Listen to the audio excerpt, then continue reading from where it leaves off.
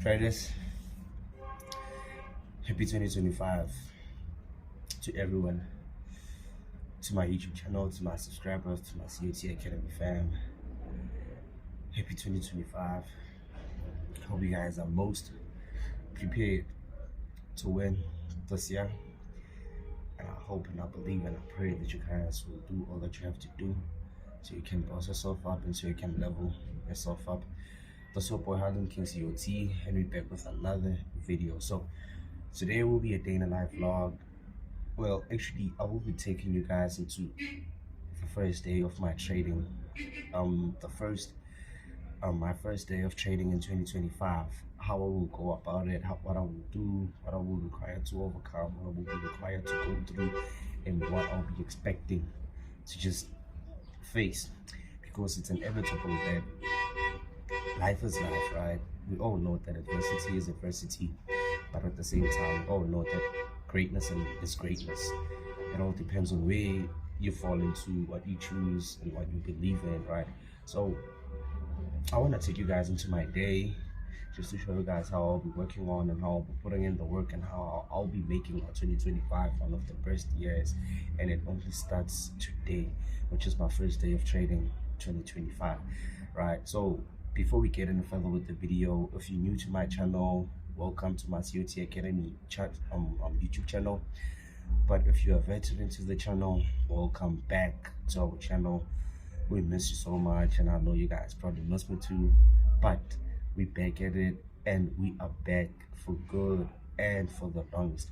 So right now I just finished my workout and I finished my morning run.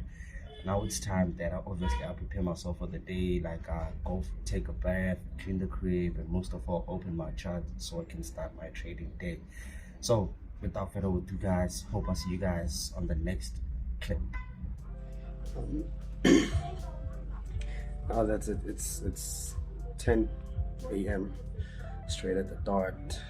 It's our London Open session, and now that I've finished cleaning the crib and I've finished taking a bath, now it's about the time that we hit the charts. But before we hit the charts, obviously I have to make breakfast, eat, so I can have energy and strength to do it, to overcome the charts, and to win the day, right? So if you're watching the video from now on, this is your boy Harlem KCOT, and I'm grateful to have you part of our COT Academy team. I want to ask of you to like, subscribe, share, comment, and most of all, sign up with the broker that we highly trade with and highly recommend. So now that I'm about to hit the charts, let me go ahead and do so. I'm gonna get you guys hit the charts. You guys know that COT Academy, we're working on 3 pairs. But last year, 2024, and throughout the whole years of our trading, we've been working on 5 pairs, which was Nasdaq, Gold, USD CAD, Tesla, and Bitcoin. But this year, we decided to cut off Tesla and Bitcoin, mainly based because we didn't get tradable setups last year. And with that being said, we saw that it was a time wasting for us because we have simplified our trading style. We have worked on our trading system and made it one of the best trading systems that we have ever invented in the COT Academy. With that being said, Tesla wasn't aligning with it, Bitcoin wasn't aligning with it, but the other 3, which is Nasdaq, Gold, and USD CAD, they all aligned with it. So you guys know that COT Academy team, well, I used to analyze for crazy hours in order for me to find a tradable setup. Now things have changed, or things are now better for me. I only show up and I can clearly see that, okay, Nasdaq is doing this, Nasdaq is doing that. I wait for a tradable setup. But back then I would back test and forward test and analyze for loads and loads of hours. Now it's mainly 10 minutes, 15 minutes, or an hour max.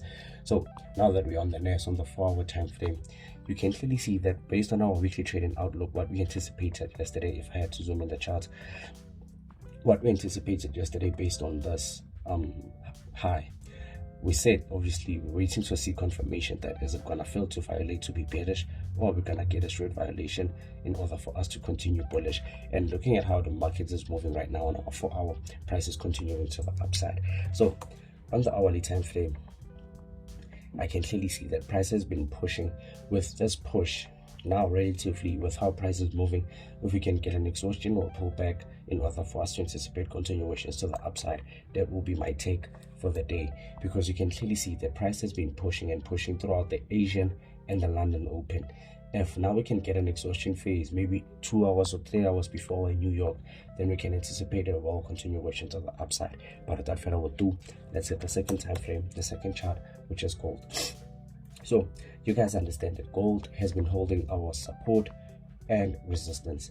And looking at our current price, we said we wait for confirmation based on our weekly trading outlook. You can go check it out if you haven't checked it out, so you can see how we anticipate weekly directions for every week of the year throughout.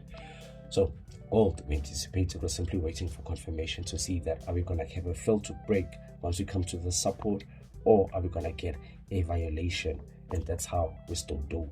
We're still waiting for it to see what is going to happen based on our weekly trading outlook. You can clearly see prices looking for continuation to the downside. If we get a fail to violate, then I guess we'd have to be bullish above our support. But if we get a violation, we'd be bearish below support. So on the hourly time frame, you now can clearly see that price has this push and this exhaustion phase and this continuation push, meaning that our structure is bearish. But with this bear structure, we're simply waiting to see what is going to happen on this very same zone. Without further ado, let's hit the last pair, which is USD CAD. So even USD CAD, I simply said it and I'm simply saying it. We said we were looking to be bullish once price is above this resistance, and be bearish if price is below. Same thing, we're looking to be bearish once price is below our support, and we're looking to be bullish once price is above. Now that price is still holding a range, there's nothing that we have to do, but we can simply wait and be patient and see what is going to happen. If we don't find a tradable setup for the day, that clearly means we don't trade for today. But if we find one, then I'm going to share how we take it, and I'm going to move through with you guys based on our COT team and how we take those trades and how we anticipate the setups. Without further ado, hope to catch you guys on the next one.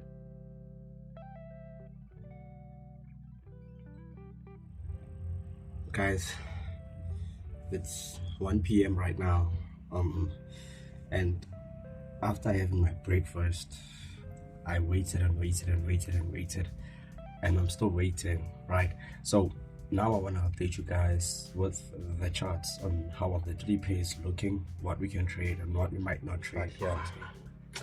This is the NAS on the hourly time frame, right? You can clearly see it. So we anticipated that we're at least waiting for a pullback from this push to the upside, for a pullback so we can continue moving to the upside. But when you clearly look at the charts, price hasn't pulled back, and instead price at this previous lower high, well, I can technically say it's a high, right? Just to be quite frank with you guys, when you see this high, you can tell that price has now violated this high, right? From a bear open candlestick which flipped, you can clearly see it right there. It opened bearish and it flipped. So as it flipped like this, today we might not trade the NAS based on how it's looking. We anticipated a pullback so we can continue moving to the upside. Why we won't take a trade today, it's based on, we can clearly see the strong push from our Asian session falling into the London session and into the pre-NY session. That clearly indicates that price is high to be traded. When we look at gold, we also anticipated that based on this previous low that we printed out and this continuation to the downside, we anticipated that okay, if we have to trade our intraday moves based on how we're patiently waiting for a reaction on our support, price at now this low that was violated, and now price broke above of this low. Now that we won't take trades on gold, it's also based on the strong impulsive push, candlestick push to the upside. I could have went impulsive if price at least closed somewhere right there, maybe a pip or 2 away from the zone, but now it was still far from me to take an impulsive break above. So what do we do from there? We don't trade gold for today. So what we might trade today will be USD CAD. Based on our range, right, I did anticipate that obviously we're waiting to see what is going to happen. Is price going to react on our support or have a violation? Now we can clearly see a bear engulfing candlestick that has violated our support. With that being said, we're simply waiting for a candlestick close to see how it's going to close, where it's going to close, and with how much power or momentum is it. So I still patiently wait. If I execute a trade, I'm going to let you know. Peace. 2,000 years later. Traders, now it's night time, so I couldn't continue picking up the camera because I just got some flu out of nowhere. I have to be catching pips, but I'm out here catching flu, bruh. So I'm kind of sick right now. I don't know where it comes from and how it started. So that's one of the reasons why I laid low and couldn't pick the camera up. Now it's night time. I'm feeling kind of better from how I was during the day, and I think I might end the video right here. Today we couldn't trade, so before we end the day, this is nice on the hourly time frame. We anticipated, right, that obviously we looked for that bullish continuation above this high. And when you see price at this bullish continuation, but how this candlestick reacted and how it closed wasn't confirming to us that we could take this trade, because it was an impulsive candlestick. Looking at looking at market open from Monday, from today, Asian session falling into the New York, price was kind of high for me to take buys, so we couldn't take a trade. So looking at gold, you can tell that gold was kind of choppy.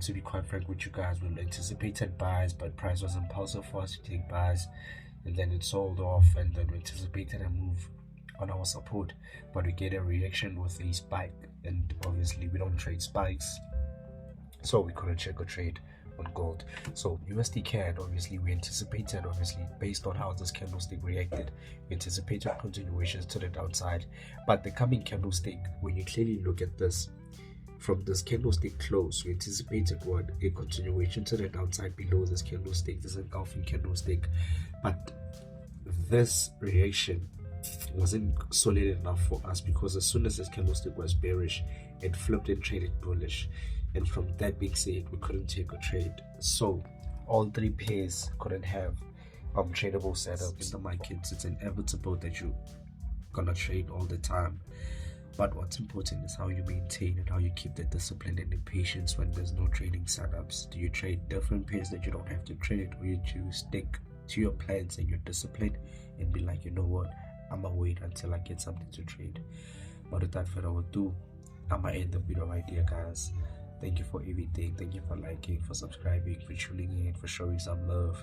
2025 you're going hard. 2025 for showing up in any way, shape or form. But without further ado, this is Harlem, and we're signing out.